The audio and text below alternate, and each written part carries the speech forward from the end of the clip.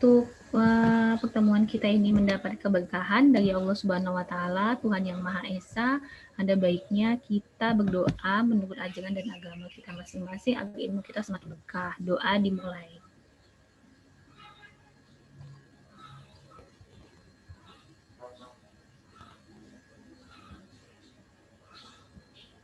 Doa selesai. Baiklah, kemarin kita sudah membahas tentang bagaimana struktur virus, kemudian bagaimana bagaimana multiplikasi virus. Sebelum kita masuk ke selanjutnya, saya ingin nge-flashback kembali kira-kira siapa yang masih ingat bagaimana tahapan-tahapan daripada multiplikasi virus. Silahkan.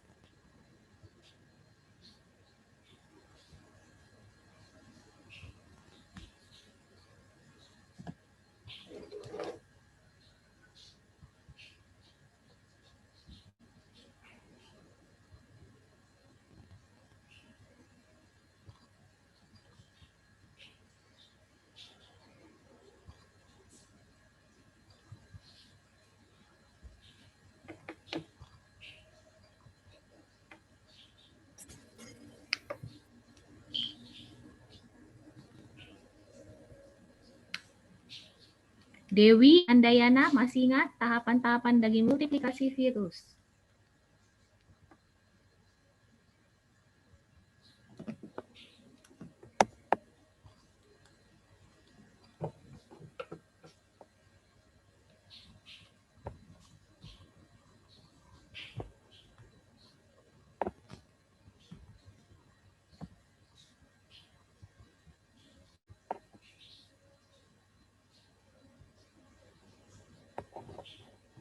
Izin menjawab, Bu. Ya, silahkan. Sebelumnya maaf ya, Bu, saya nggak bisa on cam karena jaringan. Ya, silahkan, Prota. Tahapan replikasi virus ya, Bu? Iya, Ada 5 tahapannya. Yang pertama ada adsorpsi, yang kedua ada injeksi, yang ketiga ada sintesis, perakitan, dan litik. Oke, itu menurut Prota Aini. Yang lain mungkin ada yang mau nambahin dari pernyataan Prota Aini?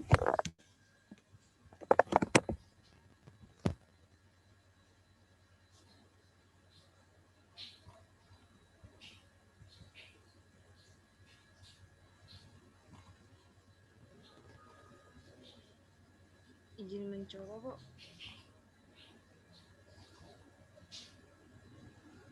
Pas? Oke, baik. Jadi ada beberapa tahapan daripada multiplikasi ya adik-adik. Yang pertama itu yang diingat adalah tahapan adsorpsi ataupun penempelan. Ingat, virus bisa menempel pada reseptor permukaan membran sel tertentu.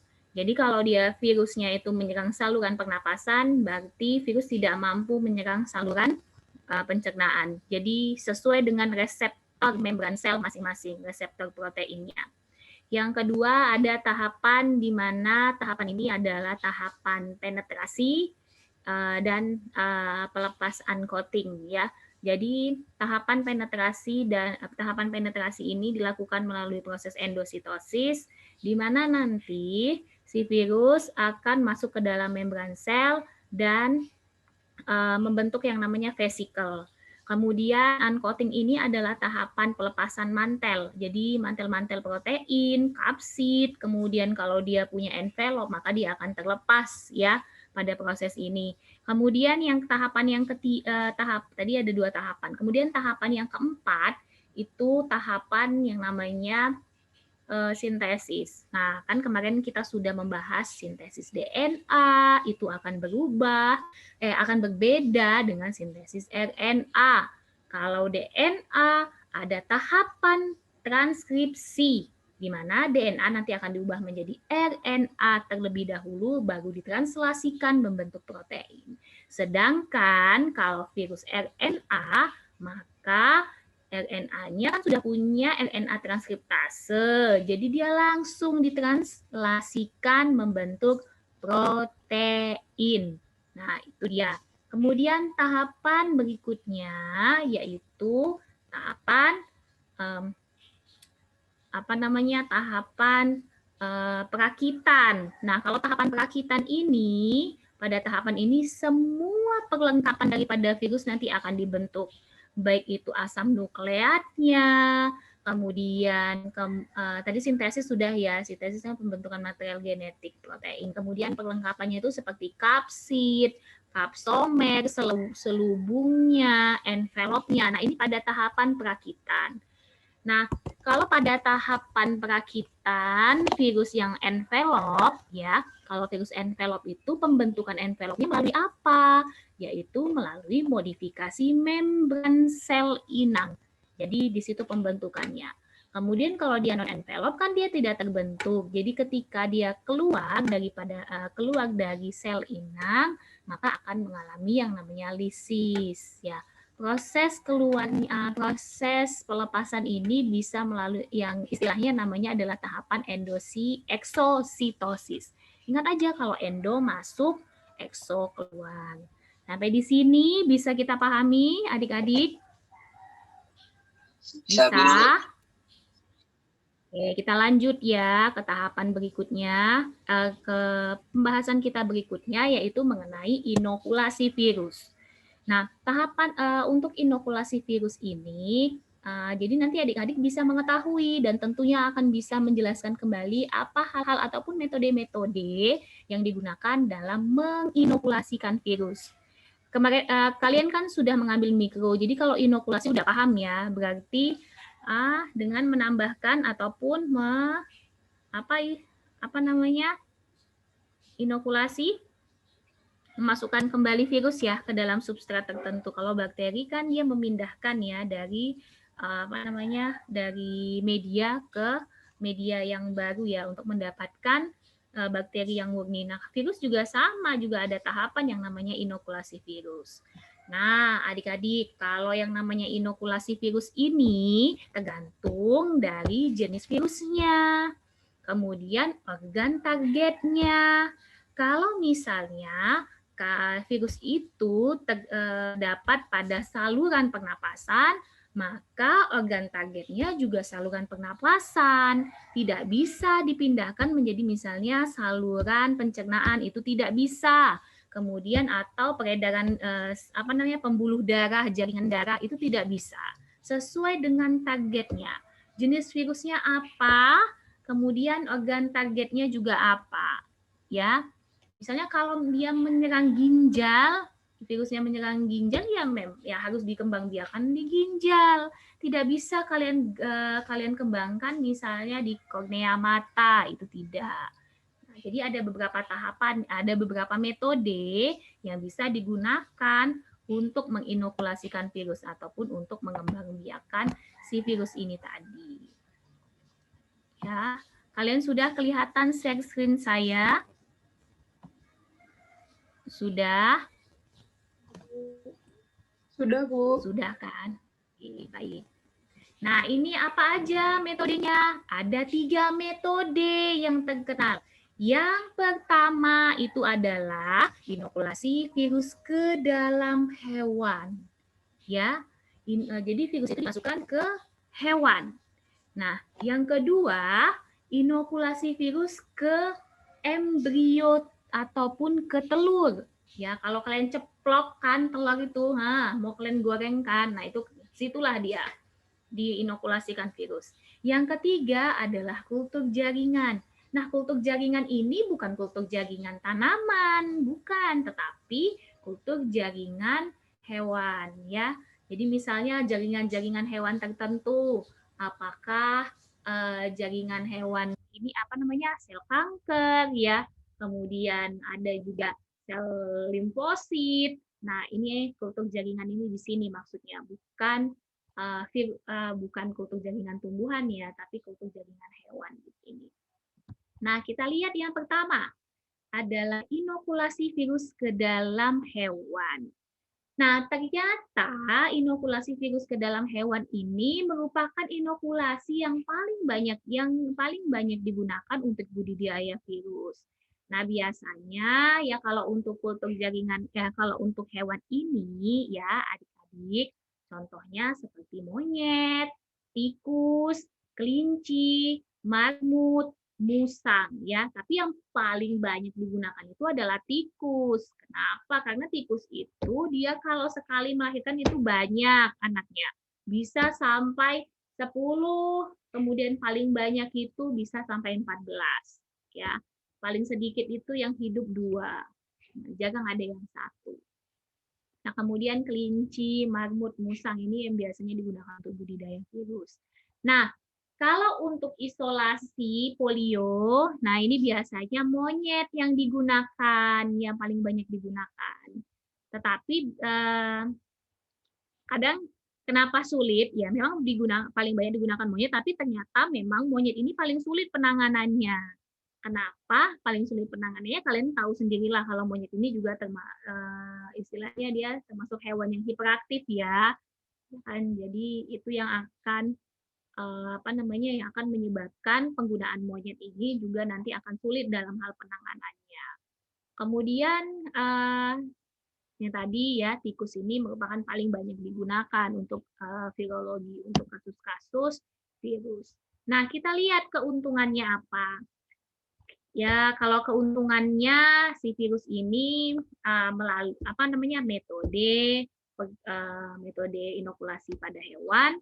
Ya, yang pertama itu inokulasi hewan itu sebagai prosedur diagnostik untuk mengidentifikasi dan mengisolasi virus dari spesimen klinis. Jadi spesimen-spesimen rumah sakit, misalnya penyakit-penyakit yang ada di rumah sakit yang disebabkan oleh virus, ini bisa dilakukan ya untuk kita lihat bagaimana penanganannya, prosedur diagnosisnya, itu kita gunakan inokulasi hewan.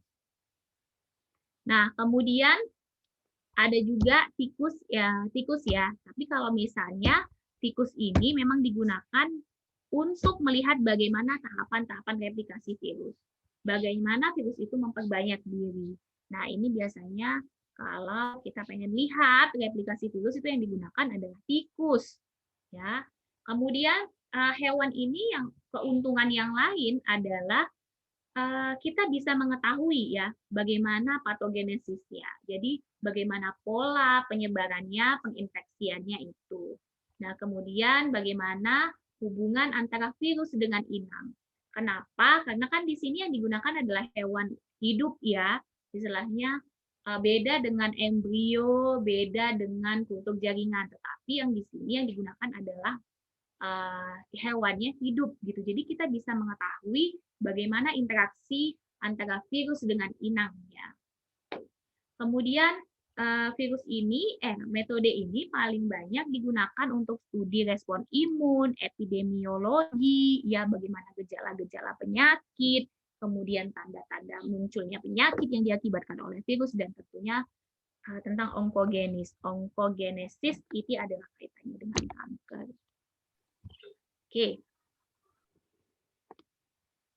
Kemudian apa kerugiannya? Ya jelas, kalau kita menggunakan hewan hidup, otomatis pemeliharaannya mahal dan sulit. Dia harus bersih, tidak boleh stres, ya. Belum lagi makannya, ya, belum lagi nanti dia beranak. Nah, seperti itu. Jadi pemeliharaan hewannya sangat mahal dan sulit tentunya. Apalagi kalau untuk kelinci, ya kelinci itu termasuk hewan yang sensitif. Kamu kasih makan aja dari kulkas itu bisa mati. Terus besoknya tuh mencret. Nah, nggak berapa lama kemudian sudah dipanggil ya. Kemudian kalau misalnya pada kelinci ini, kadang kalau kita letakkan di semen gitu, nggak di kandang yang gimana gitu, nanti dia mudah masuk angin. Nah, kemudian kalau perawatannya nggak bersih, nanti dia bisa cepat mati, nah, hal-hal yang seperti itu. Nah, kemudian kalau yang beberapa virus manusia tidak dapat tumbuh pada hewan atau dapat tumbuh tetapi tidak menyebabkan penyakit. Nah, misalnya gini, walaupun sama-sama hewan mamalia, ya, maksudnya bukan hewan, sama-sama kelas mamalia, manusia mamalia, monyet mamalia, tetapi ketika virus itu menyerang manusia, ya misalnya saluran pencernaan diserang, dan kita inokulasikan pada saluran pencernaan hewan mamalia, mamalia belum tentu memberikan efek yang sama, efek penyakit yang sama. Memang mungkin tumbuh, tetapi tidak memberikan efek yang sama, gitu, efek penyakit yang sama. Kenapa hal itu bisa terjadi? Siapa yang bisa menjawab? Kira-kira menurut logika kalian itu kenapa?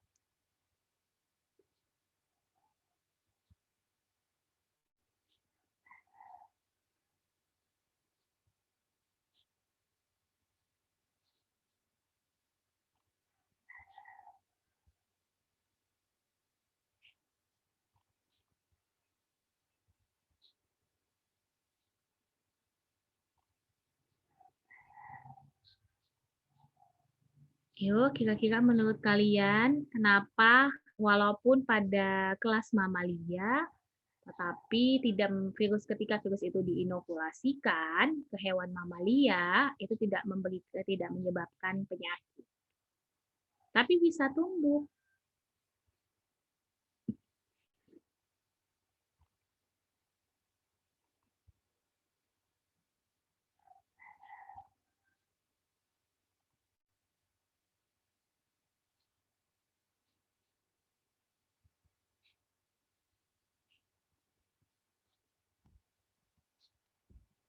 Oke, silahkan. Bubu pagi-pagi udah disuruh mikir, ya. Namanya hidup ya, nggak ada yang nggak berpikir. Kamu mau ke kamar mandi pun kamu berpikir jalannya lewat mana.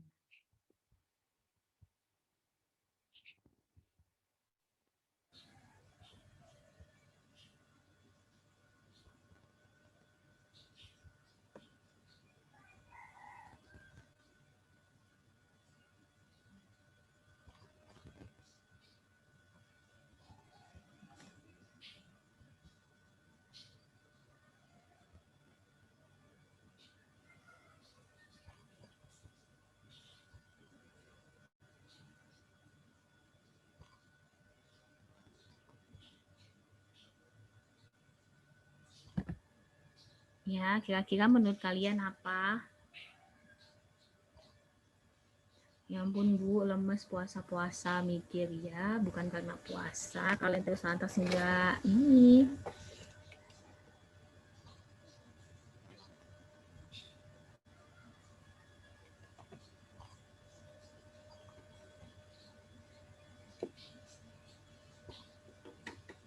Ayo, siapa yang bisa menjawab? Firman?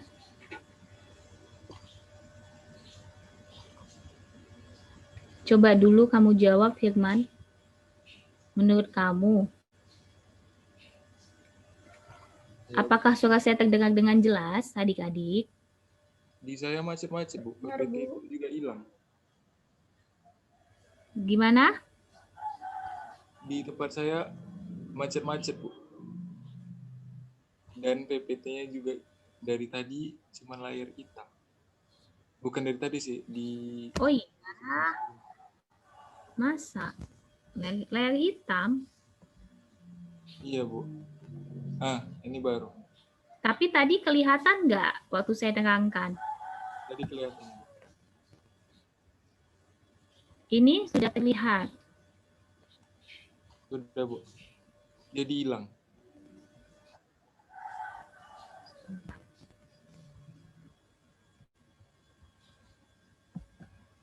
Oke.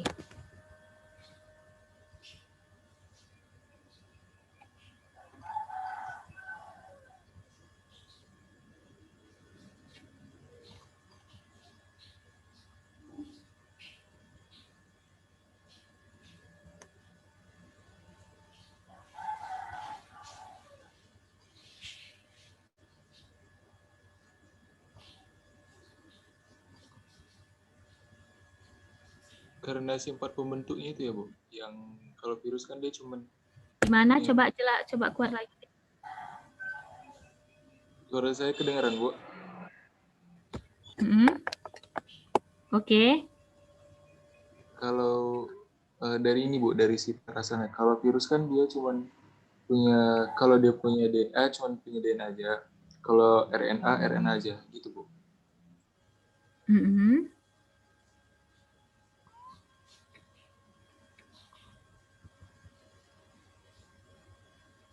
Oke, berarti karena virus hanya memiliki satu material genetik. Yang lain, kenapa virus yang pada manusia itu tidak dapat tumbuh pada hewan?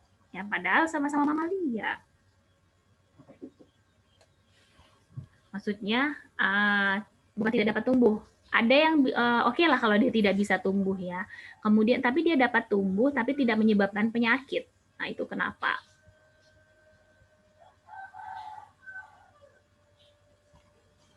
Izin mencoba, Bu.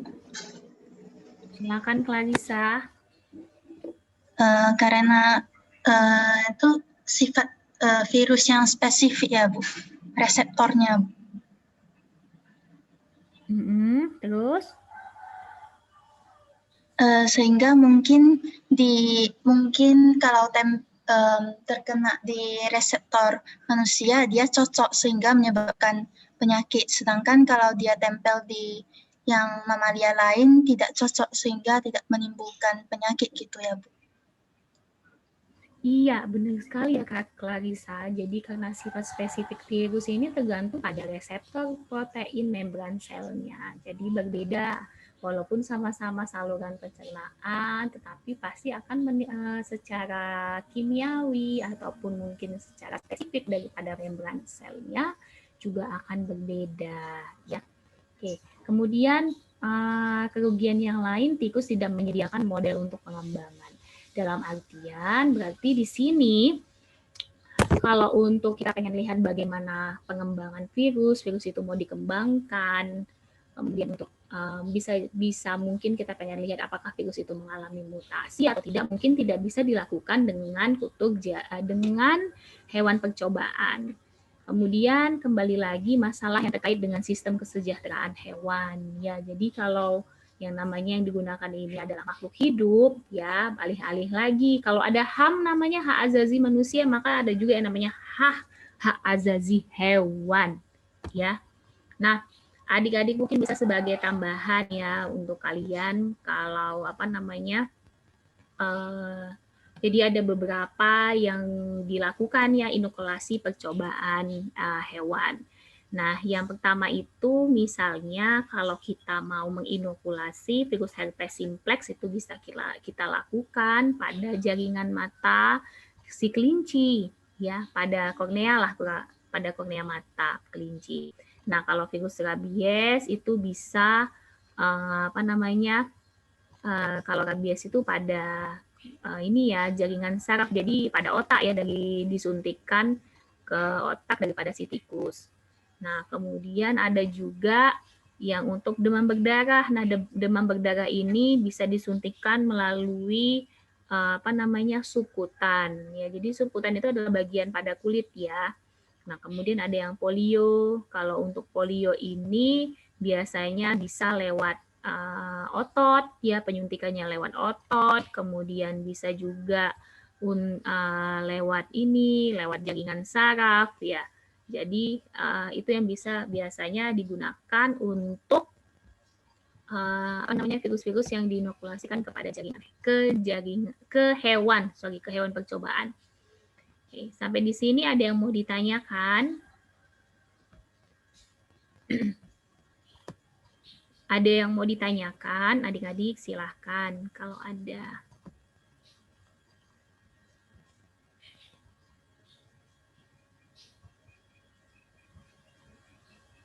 Oke, baik, kita lanjut ya. Kalau tidak ada, kita lanjut ke jaringan embrional. Ke jaringan embrio ataupun telur ayam. Jadi kalau misalnya kalian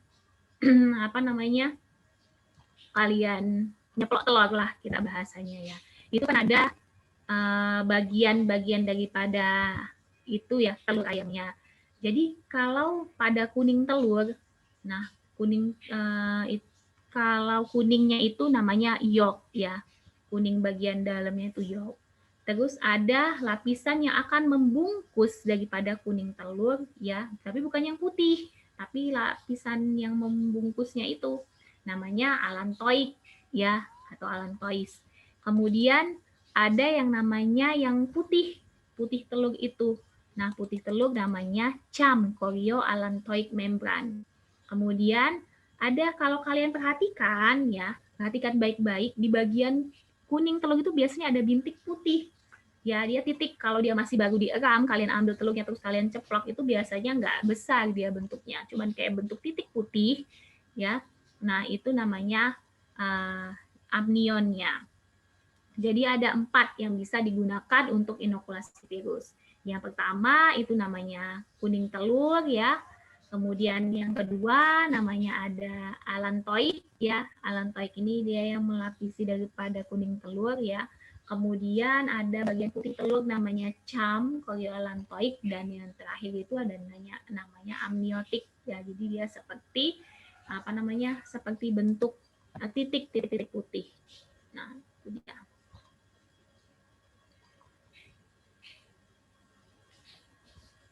Nah, kalau pada inokulasi ya, pada jaringan embrio ini, pada telur ayam itu biasanya digunakan itu tergantung dari umur ya, umur telurnya, kemudian suhu, lama pengeraman dan cara penyuntikannya ya. Jadi tergantung dari jenis virusnya. Jadi jenis virus ya, kalau misalnya kalian menyuntikkan virus rabies, pada apa tadi? Ada pada CAM, pada jaringan pada embrio, pada amnion, dan ada pada yolk ya. Nah, ini beda-beda ininya, nanti menimbulkan gejala yang berbeda-beda. Jadi tidak sama. Kalau nanti pada CAM kalian akan melihat misalnya seperti plak.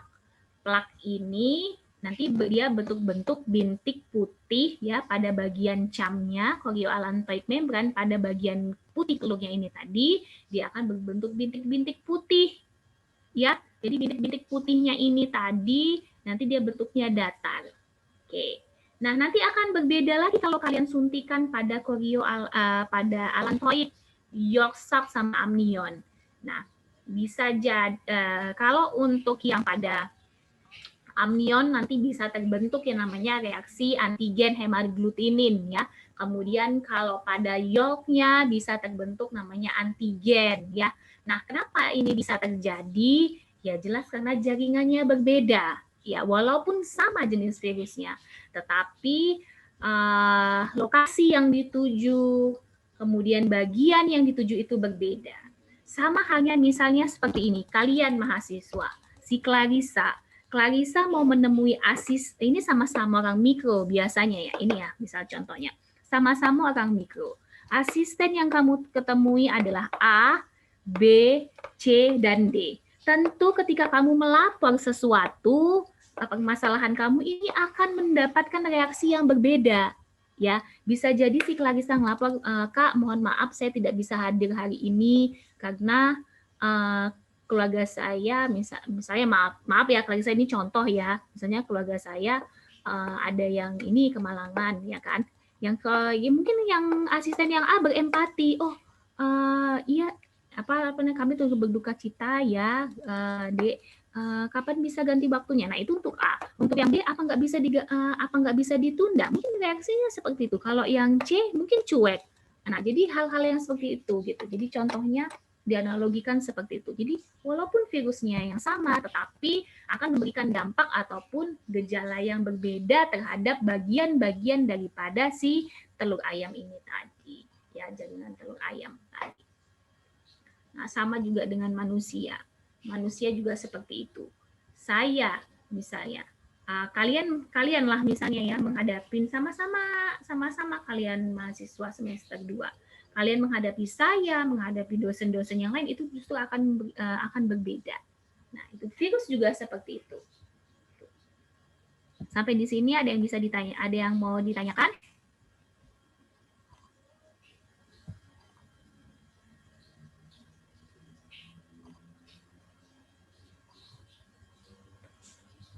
Ada yang ditanyakan?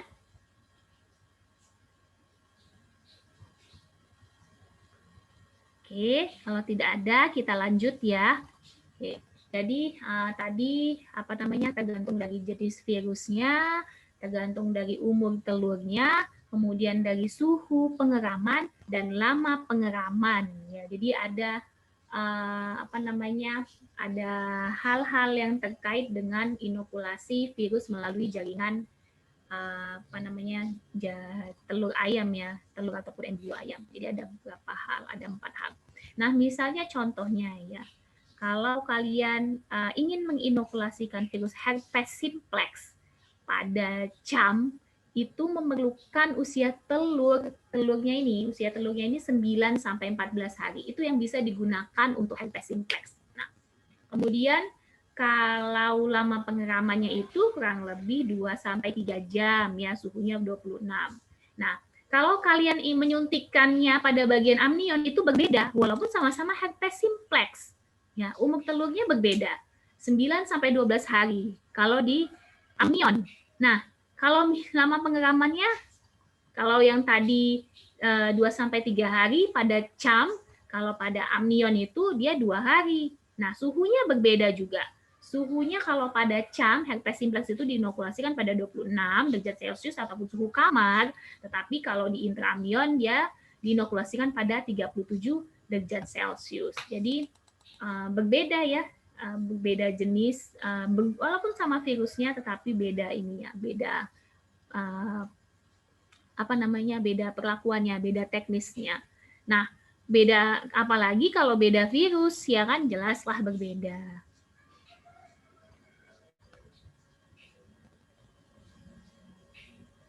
Oke, ada yang mau ditanyakan adik-adik?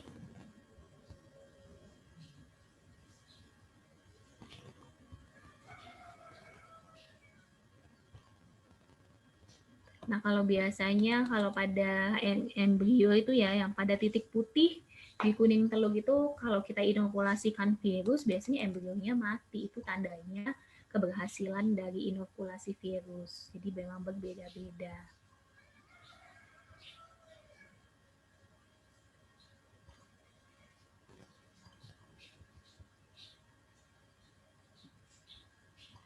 Oke. Ada yang mau ditanyakan? Izin bertanya, Bu. Ya, silahkan. Dari tadi kan virus yang disebutkan ada virus herpes gitu kan, Bu, virus rabies sama polio gitu kan, Bu. Kalau untuk inokulasi virusnya ini bisa dilakukan kepada semua virus atau ada virus yang tidak bisa dilakukan pembiakan, Bu? Terima kasih, Bu. Oke, jadi kalau untuk beberapa ini kan contoh yang simpel ya. Jadi ada banyak virus, tentunya jenis-jenis virus ya bisa dikembangbiakan pada jaringan pada 3 hal ini, hewan percobaan, kemudian embrio ayam dan kultur adalah jaringan ya atau yang namanya kultur jaringan hewan. Nah, seperti ini. Tapi biasanya kalau untuk virus-virus yang ini ya yang seperti kayak COVID ya, COVID-19 itu kan dikembangbiakan pada jaringan. Itu tadi kalau kita kembangbiakan pada hewan, walah manusia repot ya, nambah-nambahin repot ibaratnya seperti itu. Jadi semua jenis virus itu bisa dikembangbiakan. Jadi dia tergantung apa tujuannya, apa targetnya. Jadi kita akan memilih ke metode itu tergantung tujuan ataupun targetnya itu tadi. Kalau dia hanya sebatas replikasi, kita bisa gunakan yang namanya pada hewan percobaan. Tetapi kalau kita pengen lihat dampaknya, terus bagaimana pengembangannya, itu bisa kita gunakan yang namanya jaringan, kultur jaringan, seperti itu. Oke, bisa dipahamin? Bisa, Bu. Terima kasih, Bu. Oke, yang lain ada yang mau ditanyakan lagi? Nah, kalau kita pakai ini ya, inokulasi virus embrio ini ya biayanya murah ya, keuntungannya adalah hemat biayanya. Kemudian metode yang digunakan untuk isolasi virus dan pertumbuhan. Jadi bagaimana pertumbuhan virus ini bisa digunakan untuk menggunakan si ayam ini tadi. Kemudian kalau untuk virus-virus unggas, nah ini bisa digunakan nih. dan beberapa virus mamalia. Jadi yang seperti tadi yang disampaikan sama Bu Sa, nggak semua virus ini. Ya, jadi dia tergantung dari tujuannya, targetnya apa gitu. Jadi kalau ketiga-tiganya bisa nggak Bu? Tidak semua virus itu bisa diinokulasikan ke dalam ketiga-tiganya gitu. Seperti itu. Tapi kalau misalnya pada tumbuhan, ya virus tumbuhan, ya targetnya harus tumbuhan gitu. Oke. Nah, kemudian untuk bebas dari bebas dari kontaminan ya. Jadi kalau syarat daripada si embrio ayam ini tadi, telurnya jangan retak ya. Kenapa Bu kalau telurnya retak? Ya kalau telurnya retak, kontaminan akan masuk ke dalam sel itu ya kan, ke dalam embrio itu tadi. Jadi bukan kita melihat virus, malah kontaminan yang di situ yang berkembang. Dan kalau untuk kalau untuk embrio ini paling banyak digunakan untuk menumbuhkan vaksin. Oke. Baik, ada yang mau ditanyakan lagi?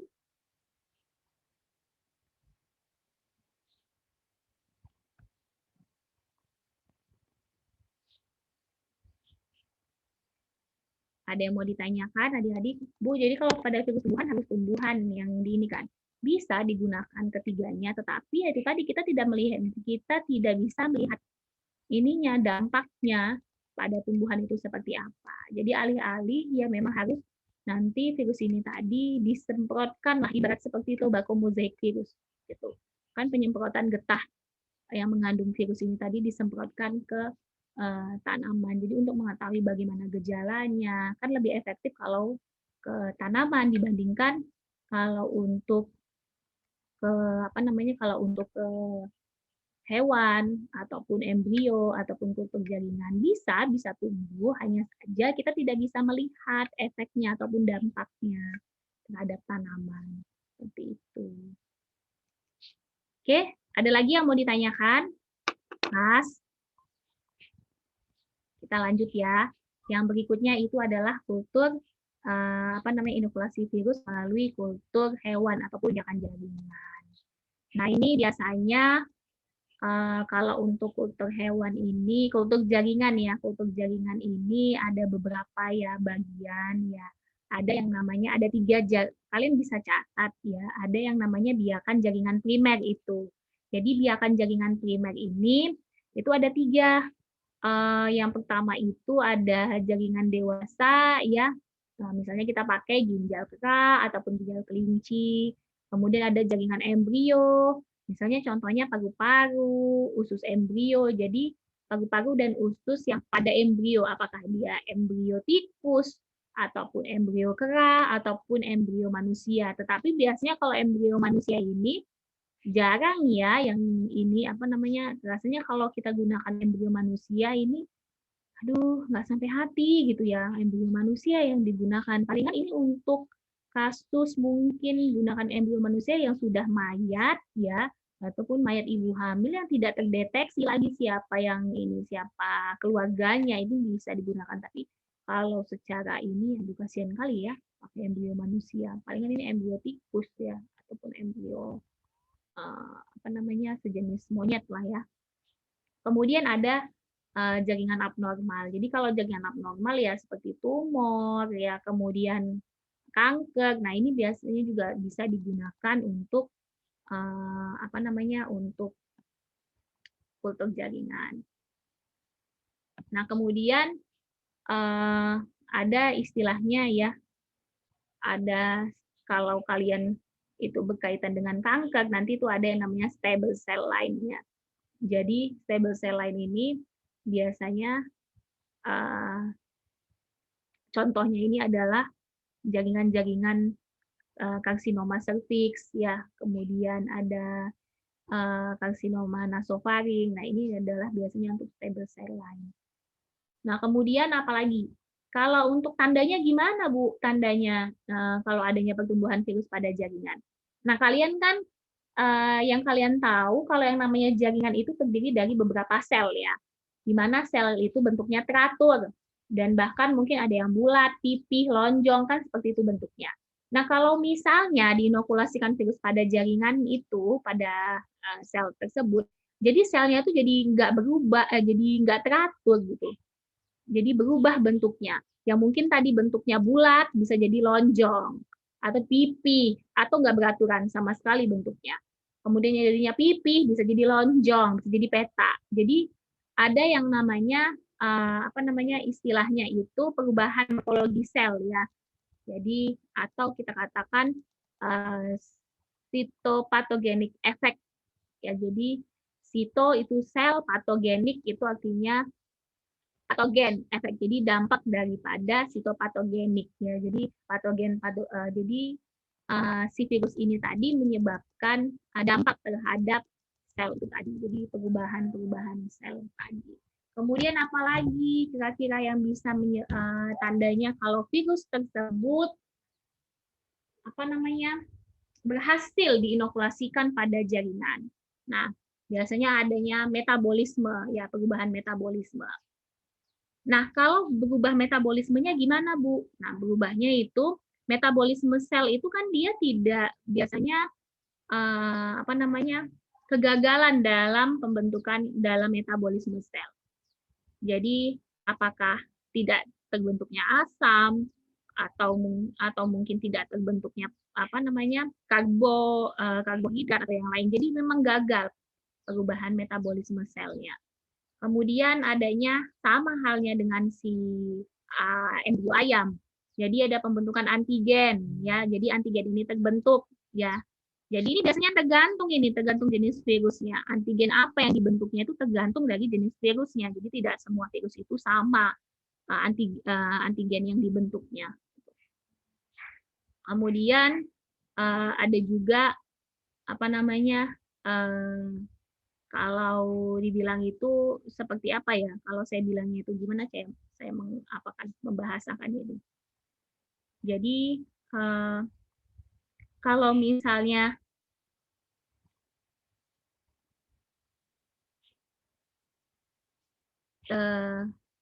kayak mana ya? Saya bilang itu. Jadi ada istilah, misalnya gini, si virus itu kan diinokulasikan ke sel ya. Ya. Kemudian sel itu kan tentunya kayak yang kalian tahu sama ini, darah itu tetap akan mengalir ya ke seluruh bagian tubuh, ya kan, ke dalam seluruh jaringan, ya bahkan ke sel-sel juga.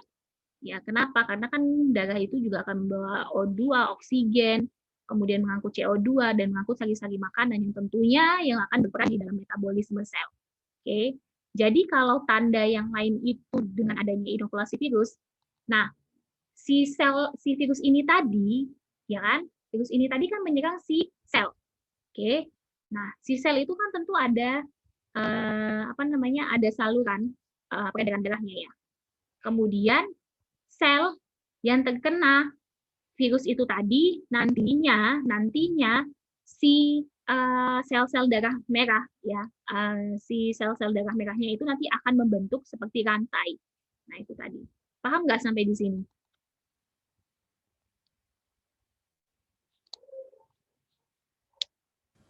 Halo? Paham nggak sampai di sini? Apakah suara saya terdengar dengan jelas? Terdengar, Bu. Oke, paham nggak sampai di sini? Maksudnya.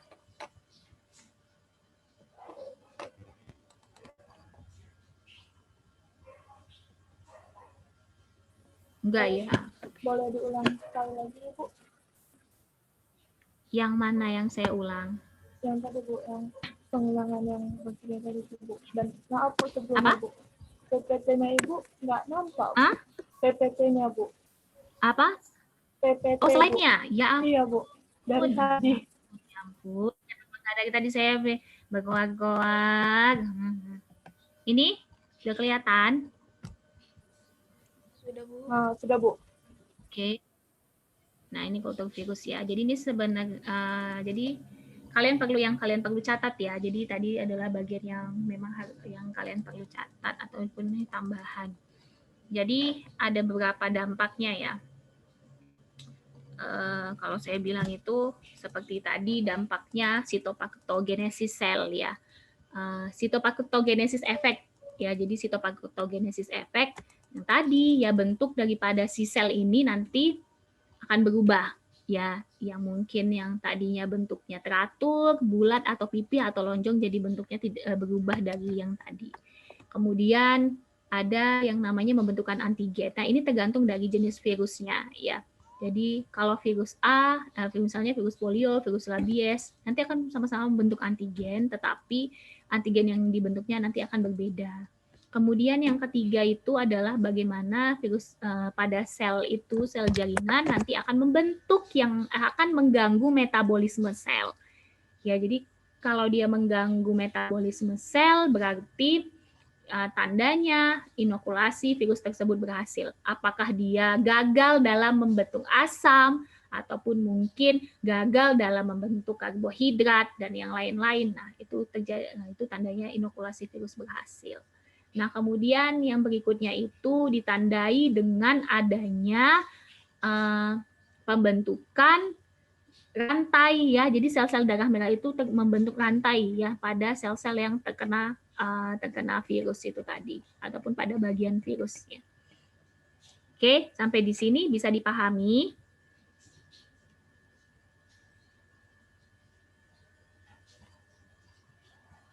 Bisa? Ya. Jadi kalau dia kultur jaringan ini ya, untuk inokulasi kultur jaringan ini membutuhkan teknisi yang terlatih ya, dengan pengalaman dalam bekerja secara penuh. Jadi memang bukan sembarangan ya yang melakukan ini, tapi yang memang sudah ahlinya.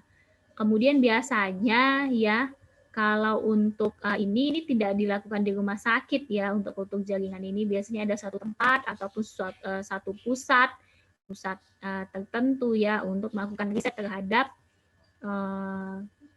kultur jaringan ini tadi untuk mengembangbiakan virus. Oke. Baik, kita lanjutkan yaitu uji laboratorium terhadap virus. Oke, ini ada rapid diagnosis test dan real time PCR. Siapa yang bisa menjelaskan apa perbedaan keduanya? Kan kalian sudah, ini udah booming COVID ya kan? Jadi kalian pasti paham lah apa itu rapid diagnosis test dan real time PCR. Nah, sekarang saya coba tanyakan kepada kalian apa perbedaan dari keduanya. Izin menjawab, Bu.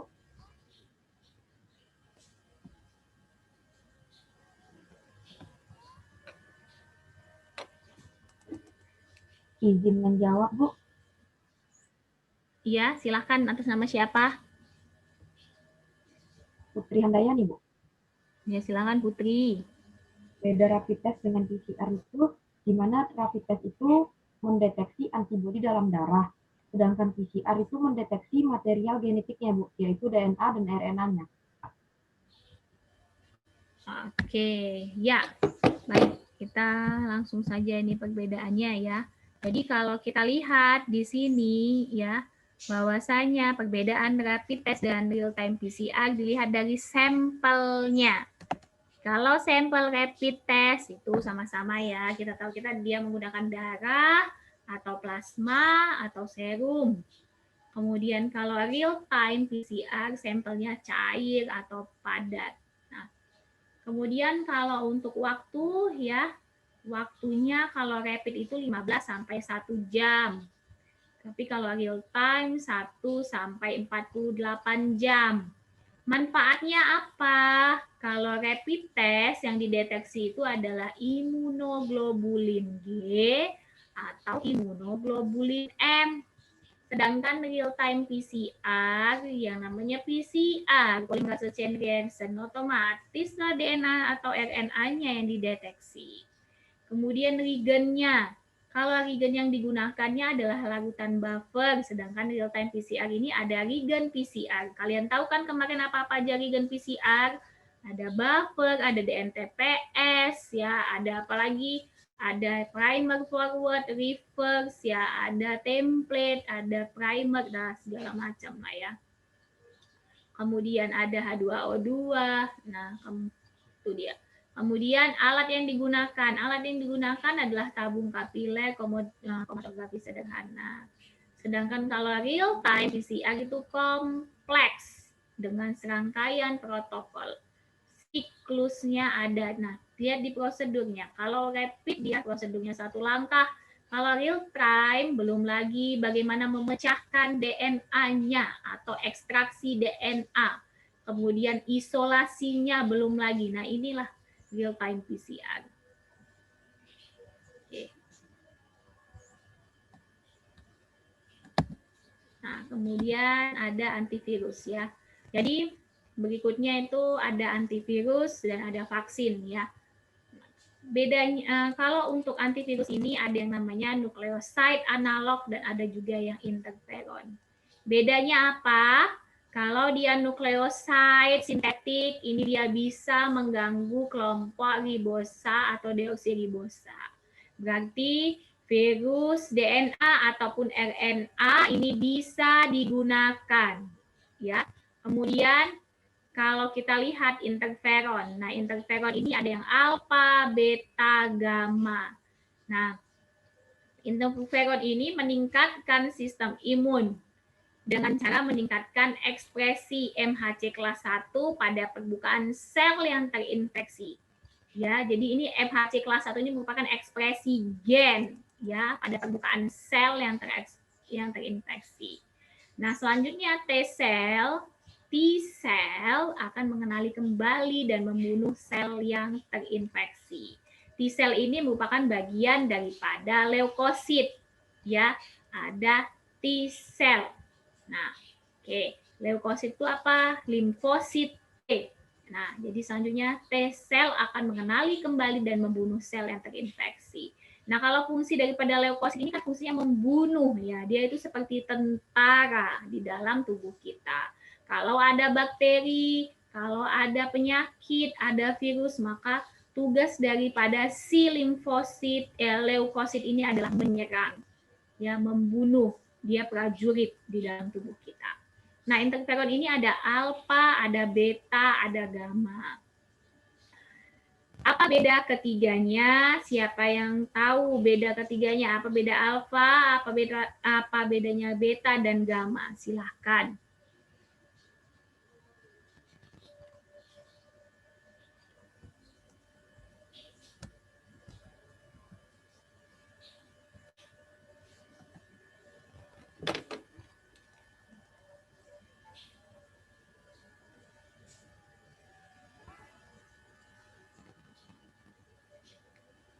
Silakan, apa bedanya alfa, beta, dan gamma?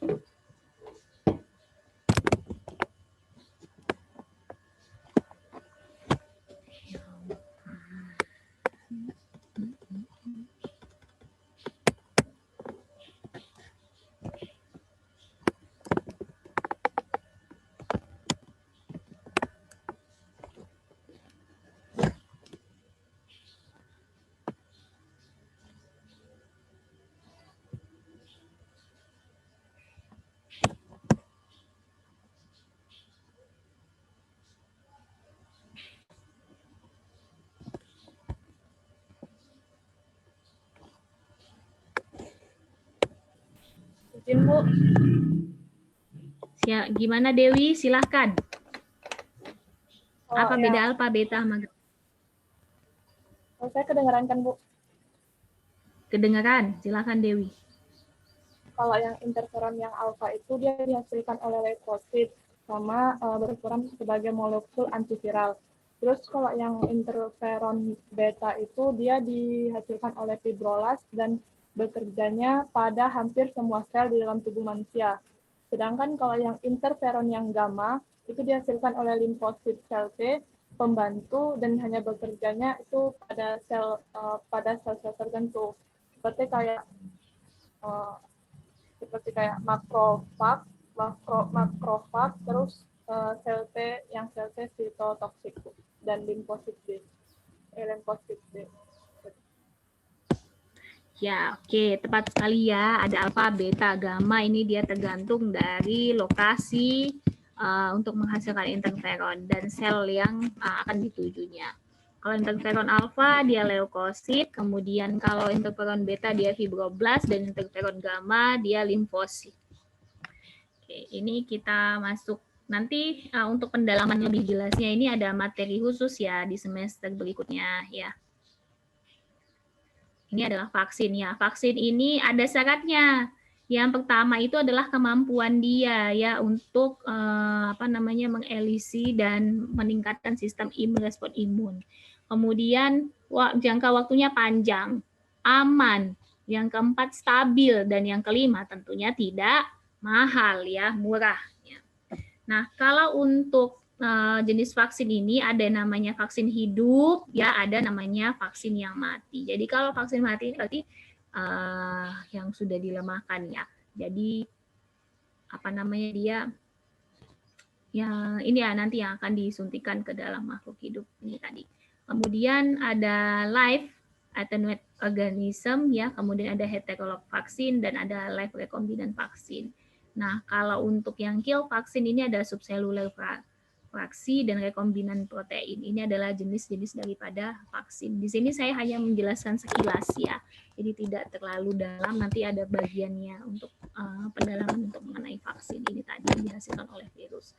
Nah, oke, yang ingin saya tanyakan kembali kepada kalian, coba kalian apa menurut kalian beda daripada live vaksin daripada dan kill vaksin ini tadi? Silahkan.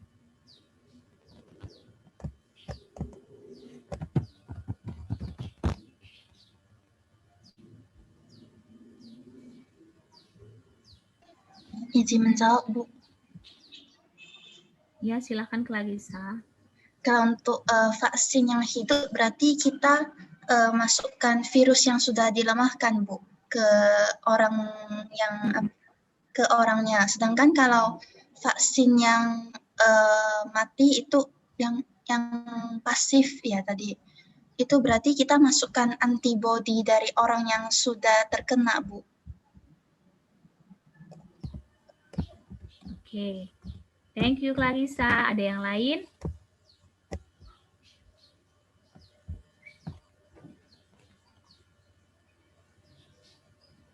Ini Clarissa. Oke.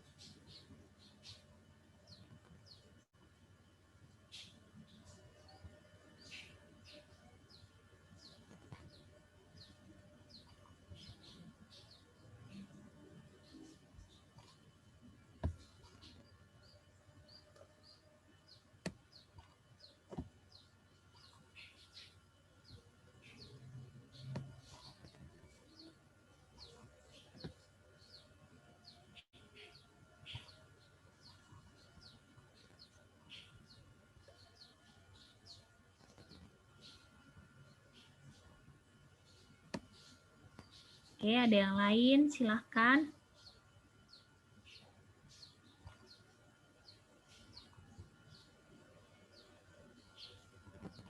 Sebentar saya.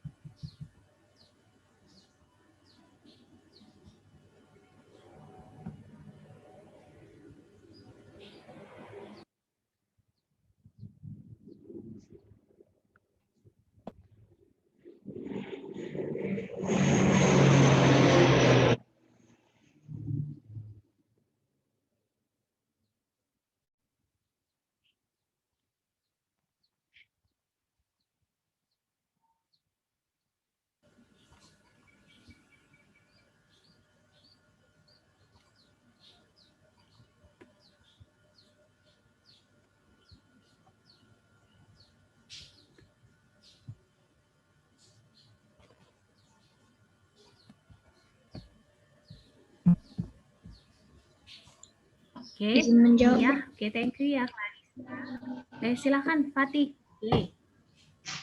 Kalau vaksin aktif itu vaksin yang mengandung virus hidup yang dilemahkan. Lalu fungsinya itu untuk menggertak pembentukan kekebalan yang bersifat lokal agar penyerapannya lebih cepat. Kemudian bentuknya itu dalam bentuk kering buku dan harus dilarutkan dalam pelarut tertentu. Kemudian vaksin itu dia jenis vaksin yang mengandung virus yang sudah dimatikan dengan suhu panas atau radiasi, juga dengan bahan kimia. Vaksin ini virusnya tetap utuh namun tidak mampu lagi berkembang biak dan vaksinnya berbentuk emulsi cair serta mengandung antigen. Iya, ya benar ya tadi yang disampaikan oleh Clarissa dan Fatihatun ya. Fatihatun melengkapi daripada pernyataan Marisa bahwasanya kalau untuk vaksin hidup itu berarti bakteri ataupun virusnya itu sudah dilemahkan. Sedangkan kalau untuk yang vaksin mati itu biasanya dari virus ataupun bakteri yang sudah dimatikan. Nah, perbedaannya lagi yang lain adalah kalau kita menggunakan vaksin mati ini jumlah dosisnya itu berlipat ya, sedangkan vaksin hidup itu biasanya tunggal. Multiple vaksin mati ini maksudnya multiple itu banyak. Nah, perlunya adjuvan. Iya, kalau vaksin hidup itu tidak memerlukan adanya adjuvan. Kemudian imunitas kalau vaksin mati dia lebih singkat, sedangkan vaksin hidup dia lebih panjang. Kemudian bagaimana efektivitas proteksinya lebih rendah kalau vaksin mati, sedangkan vaksin hidup dia lebih tinggi. Nah, kalau imunoglobulin yang dihasilkan, ada imunoglobulin G itu vaksin mati, sedangkan vaksin hidup itu ada imunoglobulin A dan imunoglobulin G. Imunitas mukosa yang dihasilkan kurang baik kalau vaksin mati, sedangkan vaksin hidup itu baik ya imunitas yang dihasilkannya. Oke, sampai di sini ada yang mau ditanyakan? Silahkan.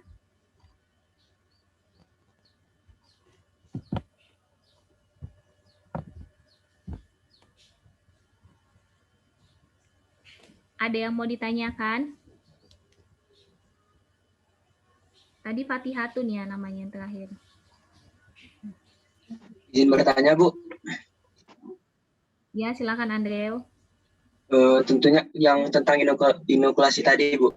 Kan inokulasi tentunya pada prosedur ada prosedur yang dilakukan dengan cara baik yang hasilnya nanti sesuai dengan diharapkan ya kan, Bu. Dan juga nanti ada prosedur yang nantinya mengakibatkan hasilnya tidak sesuai dengan harapan ya kan, Bu. Apakah pada inokulasi ini bisa memungkinkan untuk terjadinya perubahan struktur dan sifat genetik virus, Bu? Dalam kata lain, inokulasi apakah bisa menyebabkan mutasi virus seperti itu, Bu? Oke. Kalau mutasi virus artinya apa? Ada perubahan struktur pada virus tersebut, Bu. Apa yang menyebabkan terjadinya mutasi?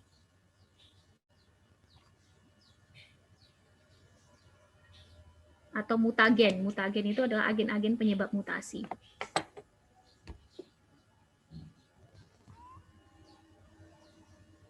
Tadi mutasi adalah perubahan struktur, bukan struktur ya, tapi perubahan susunan daripada material genetik. Bisa jadi apakah basa purinnya yang berubah ataupun basa pirimidin yang berubah.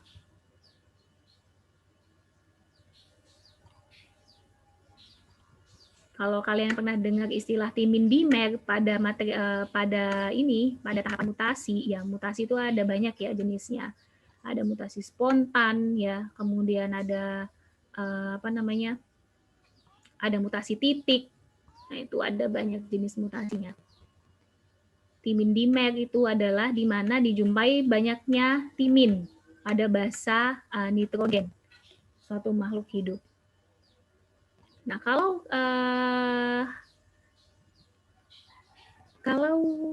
ketika kita melakukan inokulasi virus ya kepada beberapa, maksud kamu kepada 3 ini virusnya sama, gitu ya.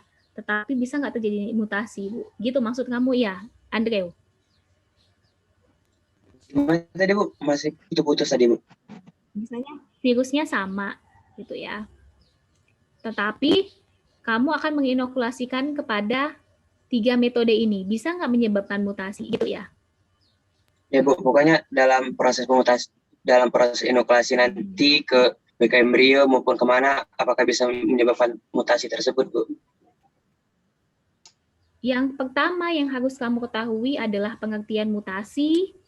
Mutasi adalah perubahan material genetik ya pada virus. Apakah DNA-nya yang berubah atau RNA-nya yang berubah atau basa purin pirimidinnya yang berubah. Kemudian yang kedua, kamu harus tahu, kita harus tahu apa hal-hal yang bisa menyebabkan terjadinya mutasi, ya, atau mutagen. Mutagen adalah agen yang menyebabkan terjadinya mutasi. Nah, kalau hal itu terjadi, ya, kita jumpain, maka kemungkinan terjadinya mutasi itu ada. Jadi ada beberapa hal mutagen. Ya, yang pertama adalah bahan kimia. Asam nitrit, nitrat, boraks, ya, itu bisa menyebabkan terjadinya mutagen. Kemudian suatu proses ini ya, itu mutagen. Kemudian radiasi. Kalau ada paparan radiasi, itu bisa menyebabkan adanya mutagen. Itu kalau dari eksternal mutagennya. Kalau dari internal, itu adalah faktor daripada keturunan. Cuman kalau virus ini kan dia bukan faktor keturunan ya istilahnya. Jadi dia tidak seperti kita gitu. Jadi kalau gonosom ada kromosom sel kelamin nanti akan diturunkan kepada keturunan yang berikutnya. Kalau virus kan tidak seperti itu. Jadi kira-kira kalau hal itu terjadi, mutagen itu tadi terdapat di dalam sel pada saat proses ya, maksud saya pada saat proses itu terjadi ya kemungkinan besar itu terjadinya mutasi. Bahkan mutagen itu pun bisa menyebabkan letal ataupun kematian. Misalnya pH-nya terlalu asam. Ya, pH terlalu asam pada saat mungkin suatu proses kita katakan pada saat menginokulasikan virus itu kemungkinan terjadi. Tetapi sangat kecil kemungkinan ya, apalagi kalau sudah yang namanya di dalam laboratorium itu bisa jadi itu kan semua sudah di-set ya ininya. Tapi kalau mungkin kesalahan dalam proses ataupun teknis pengerjaan itu bisa jadi ya. Jadi kalau ada radiasi panas ya, radiasi sinar UV, nah itu bisa terjadinya mutasi. Penambahan bahan kimia itu bisa terjadinya mutasi. Nah, itu. Seperti itu, Andreu. Bisa dipahami? Bisa, Bu. Terima kasih, Bu.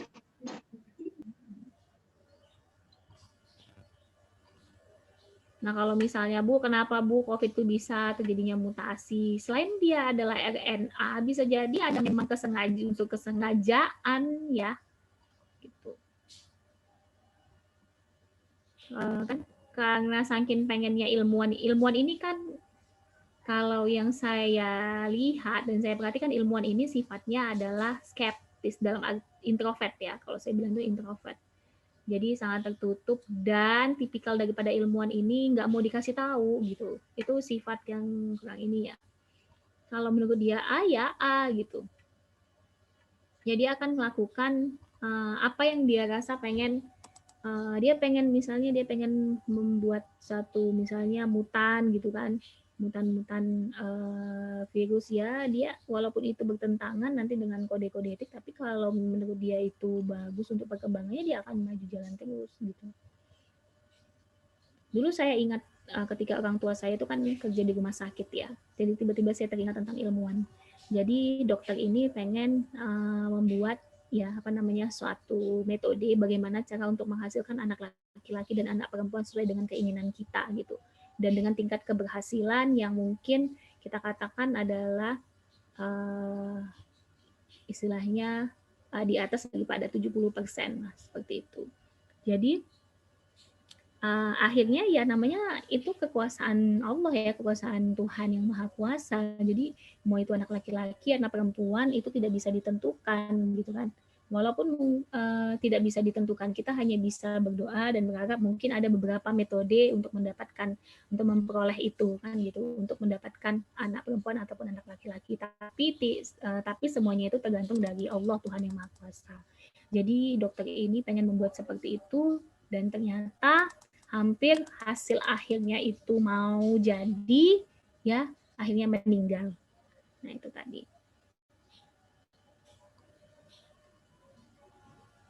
Oke, ada lagi yang mau ditanyakan? Andre, sampai di sini paham, Dre?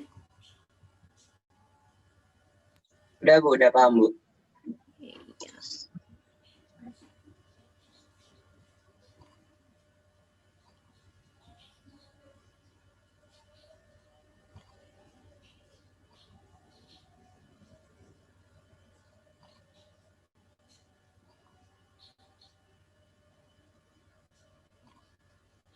Jadi kalau misalnya kamu pengen buat tanaman atau ikan cupang deh yang lagi ini ya kan, benihnya itu, telur ikan cupang itu, kamu sinari UV, tapi jangan lama-lama nanti bisa mati telurnya. Itu nanti ikan cupangnya cantik-cantik warnanya, tergantung ya, ada yang albino, ada yang ini gitu. Tapi memang tergantung dari ininya, hasil daripada sinar UV-nya. Jadi dia nanti akan berbeda dari yang induknya. Kalau misalnya kamu kawinkan yang putih ya, kemudian sama yang hitam, terus telurnya itu kamu mutasi, beda nanti hasilnya dengan putih sama hitam yang tetap dengan induk yang sama ya, dengan induk yang sama. Yang dimutasi dengan tidak dimutasi itu nanti hasilnya akan berbeda.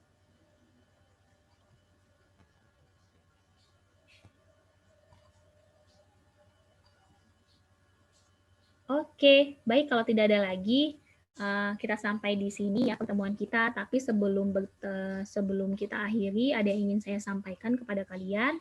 Karena ini merupakan pertemuan kita yang terakhir, jadi harus ada satu lagi kuliah ganti. Nah, saya berharap kuliah gantinya itu jangan di tanggal mulai dari kita Lebaran ya, 13 sampai tanggal 26. Ya, di situ saya tidak bisa melaksanakan kuliah ganti. Nah, kemudian kalau untuk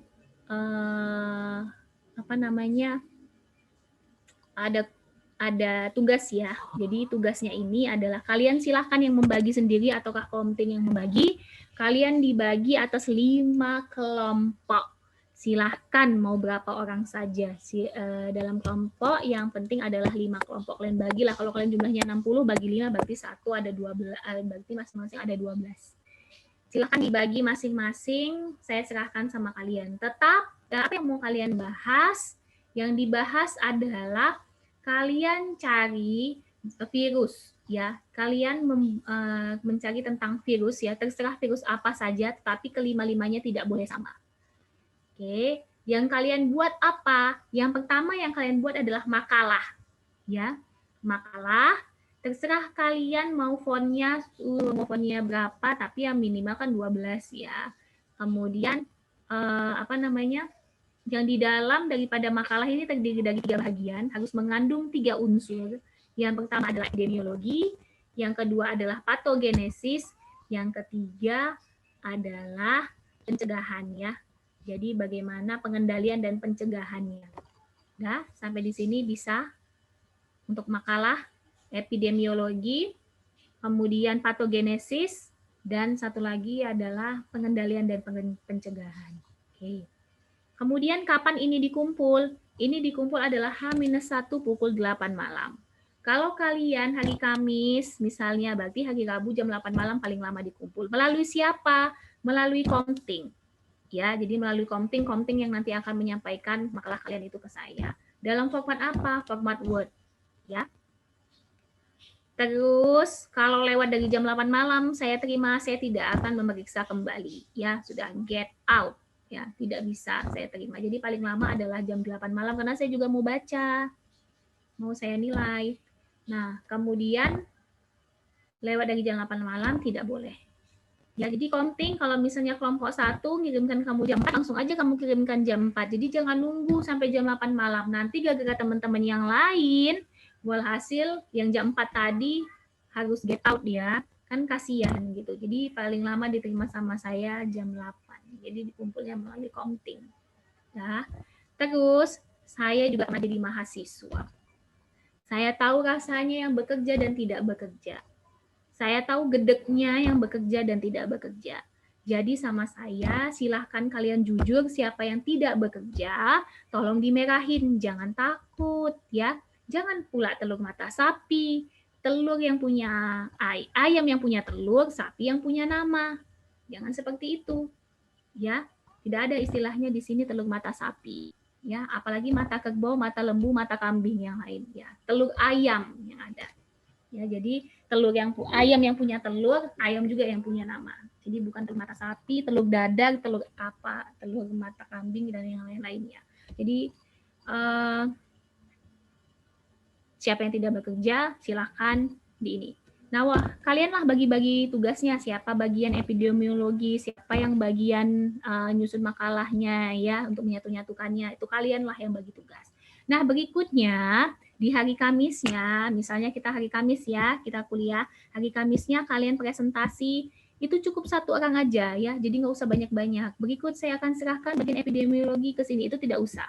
Cukup 1 orang aja yang presentasi, tapi nanti pada saat tanya jawab, sama-samalah kalian menjawabnya. Nah, waktu presentasi hanya 10 menit, dan waktu diskusi hanya 5 menit. Oke? Baik, jadi presentasinya kapan dikumpul, Bu? Pada hari H, ya. Presentasi pada saat presentasi. Yang penting adalah makalah H-1. Sampai di sini ada yang mau ditanyakan?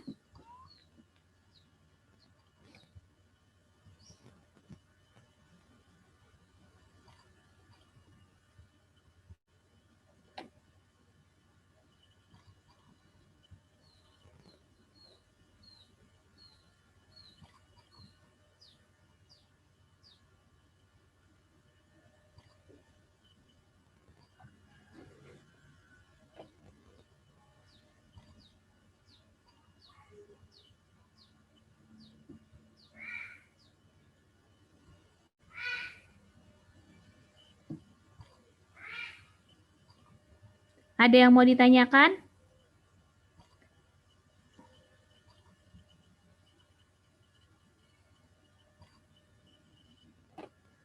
Ada, pas. Jangan malu-malu untuk bertanya. Nanti sesat di jalan. Sudah cukup jalan-jalan. Nah, kita mau jalan-jalan aja, jangan sampai sesat di jalan. Silahkan. Ada yang mau ditanya? Paham maksud saya?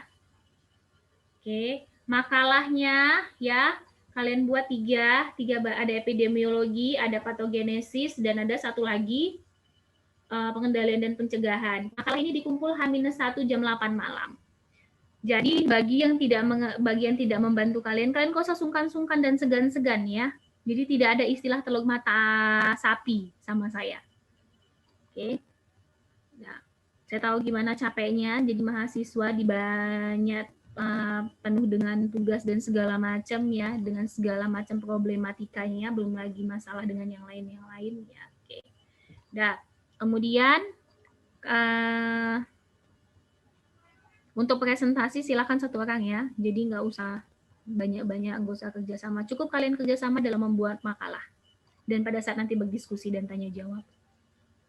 Oke, ada lagi yang mau ditanyakan? Pas.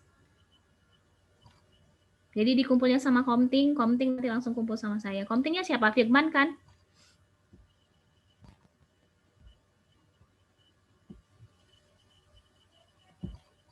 Oke, baik. Kalau begitu, kalau sudah tidak ada lagi, semuanya sudah oke, semuanya sudah beres, semuanya sudah rampung. Kalau ada apa-apa, ada perlu, atau mau diskusi, silakan diskusi dengan saya. Boleh, walaupun nanti kadang saya jawabnya entah kapan-kapan, tapi diingatin lagi ya. Nah, oke. Baik, kalau begitu sudah tidak ada lagi. Terima kasih atas perhatiannya, atas kerjasamanya. Salam sehat, dan sampai jumpa lagi. Assalamualaikum warahmatullahi wabarakatuh. Semangat pagi. Terima kasih, Bu. Waalaikumsalam. Waalaikumsalam warahmatullahi Selamat pagi Bu, terima kasih. Terima kasih, Bu.